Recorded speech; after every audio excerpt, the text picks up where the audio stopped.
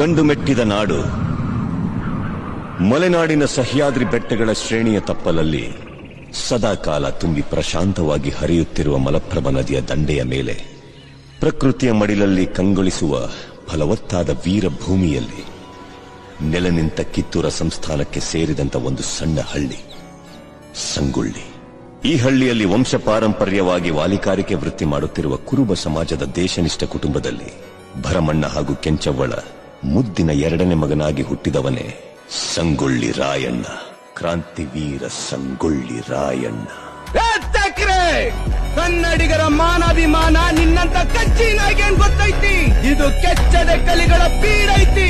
ಅಂಜಿಕೆ ಎಂಬುದರಿದಿರ ನಾಡೈತಿ. ಕಿತ್ತೂರು ದೇಶಾಭಿಮಾನ ಸ್ವಾಭಿಮಾನದ ಗೂಡೈತಿ.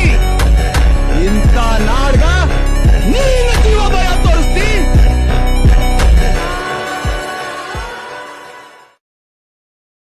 ಜನವರಿ 26ರಂದು ಗಲ್ಲಿಗೇರಿದ ಸಂಗೊಳ್ಳಿ ರಾಯಣ್ಣನ ಕಳೇಬರವನ್ನು ಅಲ್ಲಿದ್ದ ಅವನ ಅಭಿಮಾನಿಗಳು ದೇವಲೋಕದ ಪಾರಿಜಾತ ಪುಷ್ಪಮಾಲೆಯಂತೆ ಎತ್ತುಕೊಂಡೊಯ್ದು ಸಮಾಧಿ ಮಾಡಿದರು. ಫಕೀರನ ವೇಷದಲ್ಲಿದ್ದ ರಾಯಣ್ಣನ ಆಪ್ತ ಸ್ನೇಹಿತ ಬಿಚ್ಚುಗತ್ತಿ ಚೆನ್ಬಸ್ಸು ಆ ಸಮಾಧಿ ಮೇಲೆ ಆಲದ ಸಸಿ ನೆಟ್ಟು ನೀರಾಕಿ ಬೆಳೆಸಿ ಅಲ್ಲೇ ವಾಸಿಸುತ್ತಾ ಇಹಲೋಕ ತ್ಯಜಿಸಿದ. ಅಂದಿನ ಆಲದ ಸಸಿ ಇಂದು ಬೆಳೆದು ದೊಡ್ಡ ಹೆಮ್ಮರವಾಗಿ ನಿಂತಿದೆ. ಇಂದಿಗೂ ರಾಯಣ್ಣನ ಭಕ್ತರು ಜಾತಿ ಮತ ಧರ್ಮಗಳ ಭೇದ ಭಾವವಿಲ್ಲದೆ ಹುಟ್ಟಿದರೆ ನಿನ್ನಂತ ಮಕ್ಕಳು ಹುಟ್ಟಲಿ ಎಂದು ತೊಟ್ಟಿಲು ಕಟ್ಟಿ ಹರಕೆ ಹೊತ್ತು ದೇವಮಾನವನಿಗೆ ಪೂಜೆ ಸಲ್ಲಿಸಿ ಫಲ ಸಿಗಲೆಂದು ಸೆರಗೊಡ್ಡಿ ಬೇಡುತ್ತಾರೆ.